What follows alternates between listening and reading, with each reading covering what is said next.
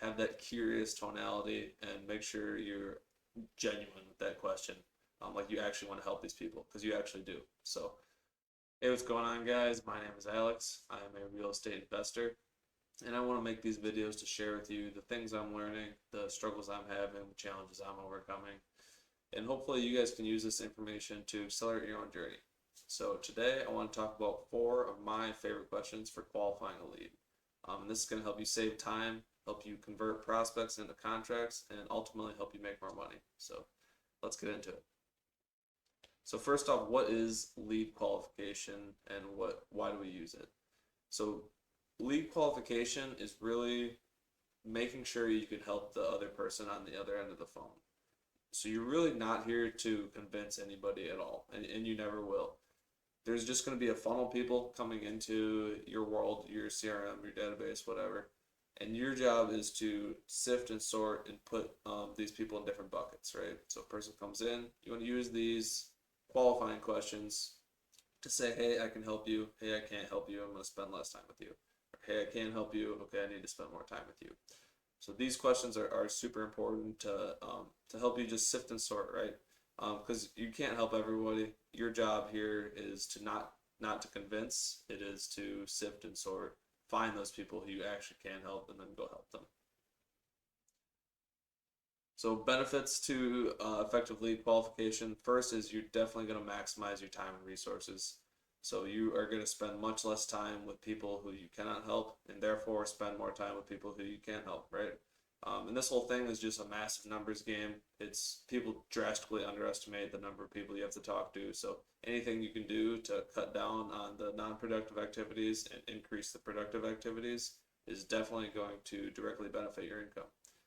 You can think about it like, hey, if I can double the amount of time I'm spending talking to motivated people who I can help, I'm gonna double my income. So that's really the goal here.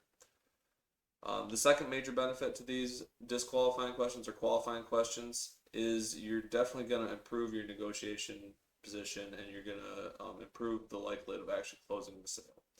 So there's this idea of objections versus obstacles. You want to deal with these questions while they're still obstacles, before you actually ask for the close. Objections come after the close, obstacles come before the close. Obstacles are much easier to deal with. So if we get these questions out there before we actually ask for the sale, it is much easier for them to deal with. They've already thought through why they can't do XYZ, or why this is not an option, or they've already tried this, or things like that. Dealing with these things before the close, much, much, much easier. So you definitely want to do that. So question number 1, what has even got you interested in selling? This is one of my favorite questions here. You need to understand the motivation of the person who is selling. If they really have no reason to sell, can you even help them? No, probably not, right? So you do need to understand the motivation. You can do that a couple different ways here. The key though is to ask it with like a curious and genuine tone. Like you don't want to just say, "Hey, why are you selling this thing?" Like that's going to kill rapport. You're not going to get anywhere. They're not going to give you any information for sure. So you want to be curious. You want to understand their situation, help build that rapport, and understand why they actually want to sell. And that's going to help you better understand where you fit into this puzzle and if you can help.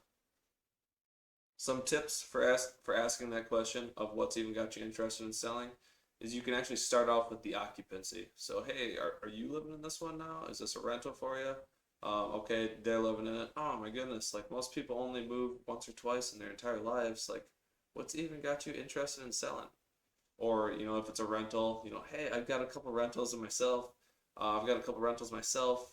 I never really imagined selling one of my cash flowing rentals. What's even got you interested in selling?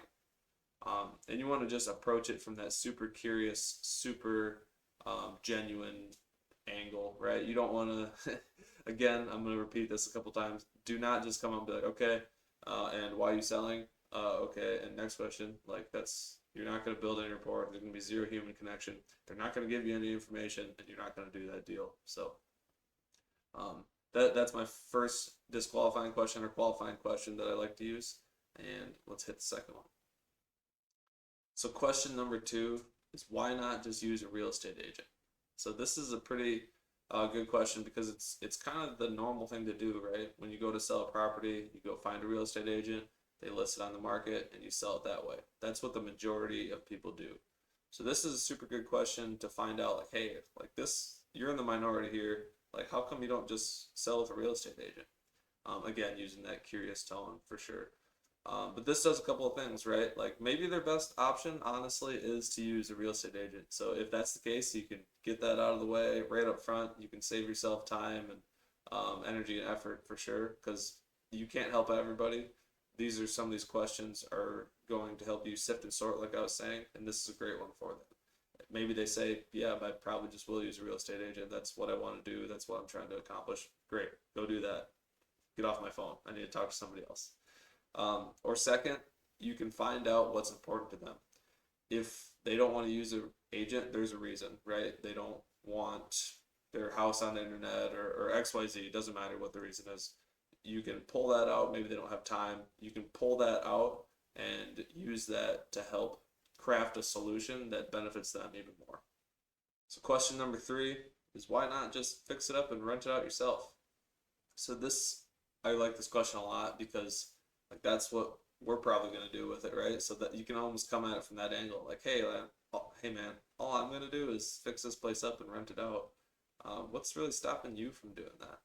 And then they'll tell you, like, hey, I don't have the time, I don't have the money, I don't want to be a landlord, I don't have those resources, I don't have the connections, I don't live in the area, X, Y, Z. So you want to take that card and see if maybe that's their best route. Maybe that is honestly the best route.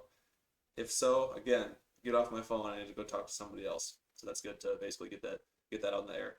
Also, something I heard a couple of years ago that I really like too is closers close the doors, right? So we're in this hallway. All these doors are all these different options. Option one is sell it with a real estate agent. Okay, why don't go in that door? No, okay, bang, close that door. Why not fix it up and rent it out? Oh, okay, can't do that. Close that door. And you keep going down this hallway. You keep closing doors until you get to the final door, which is you. You're that final solution.